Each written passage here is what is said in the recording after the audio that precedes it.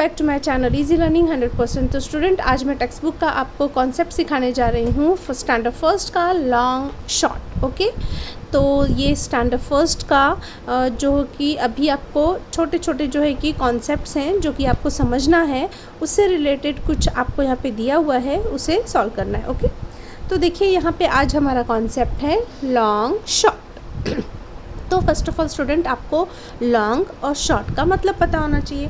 तो लॉन्ग क्या होता है स्टूडेंट? लॉन्ग मीन्स लंबा, लॉन्ग मीन्स लंबा, एंड शॉर्ट मीन्स छोटा, शॉर्ट मीन्स छोटा।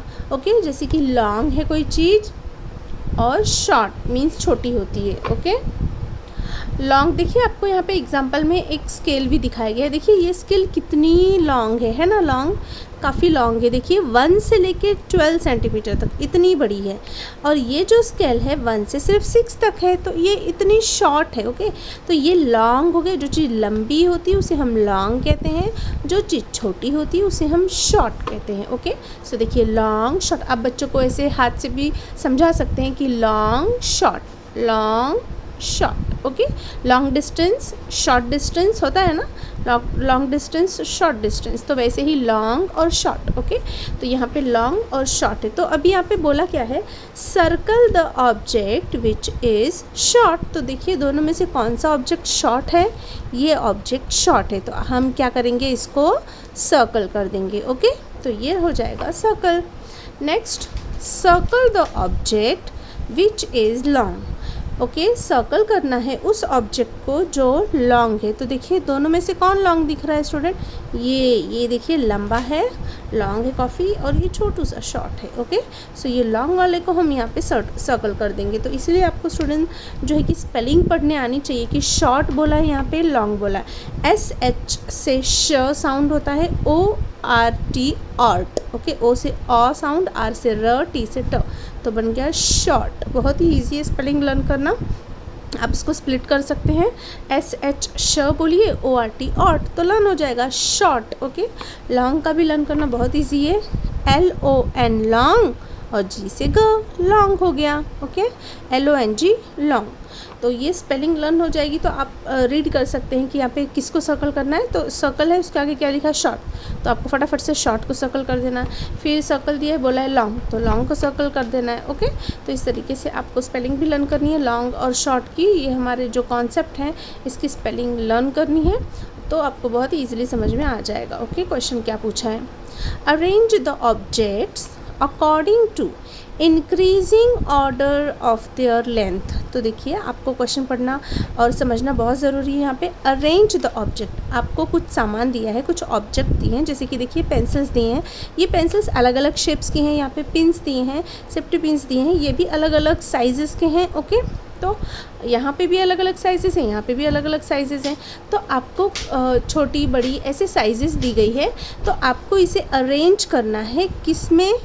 इंक्रीजिंग ऑर्डर में। इंक्रीजिंग ऑर्डर क्या होता है स्टूडेंट? मीन्स इंक्रीज मीन्स बढ़ना। ओके, इंक्रीज मीन्स क्या होता है? बढ़ना। जैसे कि कोई प्लांट है तो वो इंक्रीज होता है, या फिर हमारी हाइट है वो इंक्रीज होती है। हम बोल रहे हैं हाइट इंक्रीज हो रही है, इंक्रीज यानी बढ़ रही है। इसका मतलब हम पहले छोटे थे, तो छोटे से बड़े बड़े बड़े बड़े इंक्रीज होगी। तो इससे आपको समझ में याद रखना है कि इंक्रीजिंग का मतलब स्मॉल टू बिग। इंक्रीजिंग का मतलब स्मॉल टू बिग, मतलब छोटे से बड़े होने तक हमको अरेंज करना है इस पेंसिल्स को। तो आपको इसमें पहले सबसे छोटी वाली पेंसिल्स ढूंढनी है। कौन सी पेंसिल ढूंढनी है?